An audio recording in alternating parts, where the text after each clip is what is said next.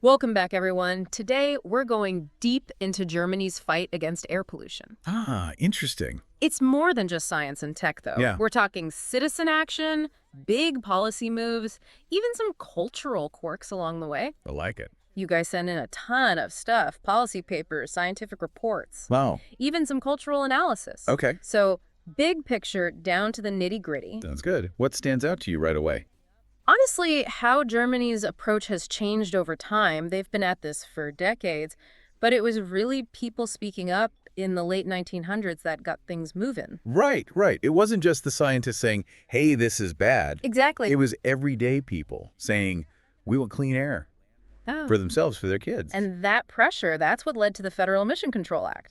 The Blumschi Yeah, back in 1974. landmark legislation. You. Setting limits, but also saying, okay, how do we fix this? So the Blumschi, that was like a turning point. Oh, absolutely. It wasn't just don't pollute. It was let's make electric cars happen. Way before they were cool. Way before. That early push for innovation, it's paid off, don't you think? For sure. Germany's leading the EV charge now. Yeah. But before we go there, Yeah. let's get personal. Okay. Health impacts of air pollution. This affects us all. Oh, big time. We hear about breathing problems, but it's way more than just your lungs. Right. One of the worst offenders is fine particulate matter, PM 2.5. PM 2.5. Tiny particles. They get past your body's defenses right into your blood. Microscopic invaders. Exactly. And the damage, serious. Inflammation all over your body, that's increasingly linked to heart disease.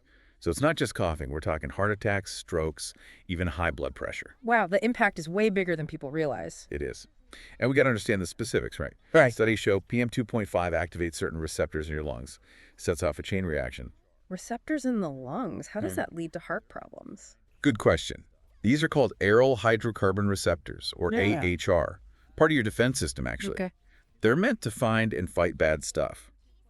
But when PM 2.5 triggers them, it goes haywire. Inflammation molecules get produced. So like PM 2.5 turns our defenses against us. Good way to put it.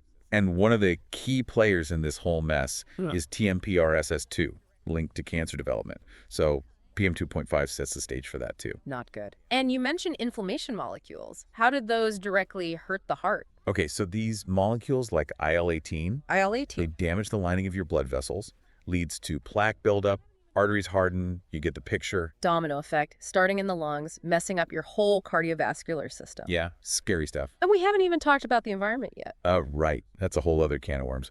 Big one we all know is acid rain. Acid rain. Sulfur dioxide, nitrogen oxides, all that fun stuff from industry, cars, it gets up in the air. Right, basic chemistry. But what makes acid rain so bad for the environment specifically? It's not just, oh, the rain's a bit acidic today. We're talking big pH shifts. I see. Imagine a beautiful lake, right? Acid rain falls, the water gets more and more acidic.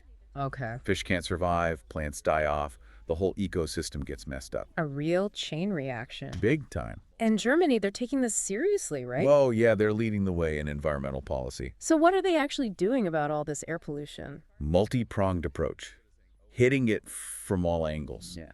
One big one is transportation. Makes sense. Lots of cars in Germany. Right, but instead of saying, oh, well, we love our cars, If they're doing something about it. they've got tough emission standards, plus they're pushing hard for EVs. So not just cleaning up the old cars, but changing the whole game. Exactly. And it's working. They're making EVs, they're buying EVs. Goal is to ditch gas and diesel entirely in the next few decades. That's ambitious. Very. But it's not just about the tech, right? Yeah, there's got to be some cultural shifts too. I got it. People getting more aware of the health risks. So it's regulations, it's technology, but it's also people understanding the problem. 100%. That Yeah. makes it easier for politicians to act, to make the tough choices. It's like a good cycle, right? Policy changes lead to more awareness, which leads to more support. Exactly. But there are bumps in the road, of course, contradictions even. One interesting one is Germany's love of meat. Wait, are you saying bratwurst is the enemy now? Not exactly. It's more about the meat industry as a whole. Lots of cows in Germany. Okay. And cows, especially cattle farming, that's a lot of greenhouse gases. Methane, mainly. So how do you square that, right? Love of tradition, but also got to save the planet. A tough one. It is. And they're looking at some really interesting solutions, like using technology to make cows less stressed. Less stressed cows. Sounds crazy, but it could lead to less emissions, even better quality meat. Now I'm curious. Stressed out cows and high-tech fixes. This is getting interesting. Before we go full cow therapy, let's get back to those electric car dreams. Right, Germany going all in on EVs. It's wild how transportation affects everything. Yeah, from the economy. To tech. Even how we live day to day. This EV push, it's a whole new wave of innovation. Like what? Better batteries, faster charging, and the cars themselves. Getting sleeker, yeah? It's a golden age for car engineers, I'd say. Definitely. And it's not just about the environment for Germany, it's economic strategy too. How so? They're car giants, right? Yeah, some of the biggest. They know the future's electric by investing now. They stay on top. Exactly. But it's not easy. Biggest thing is infrastructure. Infrastructure. Charging stations everywhere. Yeah. Public, private. People got to feel like they can charge up no problem. That's a huge project. It is. Government, companies, everyone's got to work together. Sounds like you're making progress, though. They are. Big goals for charging stations, plus incentives for home and business owners. So it's a whole societal shift, getting everyone on board with EVs. Yep. And you could already see it. Cities are quieter. Yeah, less engine noise. Air's getting cleaner. People are healthier. It's working. Inspiring, really. One country tackling this head on. It's a good example. Yeah. But, okay, back to those stressed cows for a sec. Okay, bring on the cow therapy. This might seem random, but it shows how everything's connected when it comes to sustainability. Right, it's all related. So cows, big source of emissions, we know that. Yeah. But it's not just how many cows. It's how they're treated. Exactly. Stressed cows, they make more methane. Methane, the bad stuff. Yep. Crowded spaces, rough handling. Even the weather can stress them out. So happier cows, less pollution. That's the idea. Some farmers are getting creative, more space, calming music, even cow brushes for grooming. Cow brushes, like automatic ones. Yeah, it simulates them hanging out with their buddies. Might seem silly, A little bit. but it works. Happier cows, less methane. Win-win. Totally. And this ties into something bigger. People caring more about where their food comes from. Ethical eating, yeah. People want transparency. They want to know the animals are treated right. So it's all connected. Sustainability, animal welfare, our own health. It is. And this is giving consumers more power than ever. They can demand change. And Germany's showing that works. It does. It's pushing the whole system to be more sustainable. Powerful stuff. It is. It shows we can make a difference. Absolutely. But there's more to the story. All these changes in Germany, they're shaking up politics and the economy too. Okay, so beyond saving the planet, what's the impact on Germany itself? Huge. Going green has created winners and losers. Like what? Well, they're ditching fossil fuels, All right? right. Solar, wind, all that. So traditional energy companies. Not doing so well. But meanwhile, green jobs are booming. So disruption, but also opportunity. Exactly. And politically.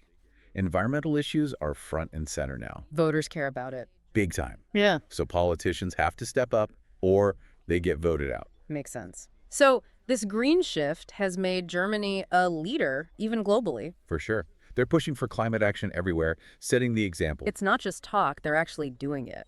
And that's inspiring other countries to follow suit. It's a powerful thing. It really is. But with all this change, there's got to be ethical questions too, right? Oh, absolutely. Yeah. One big one is fairness. Yeah. Making sure everyone benefits from this green transition. Right. It can't just be for the wealthy. Exactly. If gas prices go up to discourage driving, what about people who can't afford that? They need options. And that's where good policy comes in. Germany's working on this. Subsidies for public transport, affordable housing in cities, job training for people leaving old industries. So they're trying to make it work for everyone. They are. It's not perfect, but they're trying to be holistic, you know? Thinking about the whole picture, environment, economy, social impact. Exactly. Yeah. That's what makes Germany so interesting to study. We've covered a lot today. From the science So the cars, to the cows. it all ties together, that's the point. It's really impressive how Germany's trying to build a truly sustainable society. Yeah, it's not just fixing problems here and there. It's a whole system change, and that's hard. Not everyone's happy about it either. What kind of pushback are they getting? Some say the switch to renewables is too expensive. Makes sense, it's a huge investment. Others think the environmental rules are hurting businesses. Yeah, gotta find that balance. It's tough. But what I admire is Germany's not ignoring these criticisms. So they're actually listening. Oh, yeah. They're talking to everyone, trying to find solutions that work for as many people as possible. That's democracy in action. It is. Yeah. And it's led to some amazing things. Their emissions are way down, but their economy is still strong. proves you can have both. Exactly. They're creating green jobs, leading the way in sustainable tech. It's not just about saving the planet for them, it's about creating a better future for everyone. That's a great point. It's not sacrifice, it's opportunity. Exactly. And this has a ripple effect. How so? Other countries are seeing what Germany's doing, and they're starting to follow suit, They're setting the example. leading the way. Which brings us back to the big picture, right? This deep dive wasn't just about air pollution in Germany. It was about a whole new way of thinking. Realizing that our health depends on the planet's health. We're all connected. And that sustainability isn't about giving things up. It's about investing in a future where everyone can thrive. Exactly. It's about rethinking our relationship with nature, with each other, with the stuff we buy. Big questions, right? Huge! What kind of world do we want? And how do we get there? That's what Germany's trying to figure out. And they're showing us it's possible. That's inspiring. So what do you think? What can we learn from Germany? What can we each do to create that better future? Good questions, ones we should all be asking. Absolutely. Keep thinking about it, keep exploring, keep pushing for change. Thanks for joining us on this deep dive. See you next time.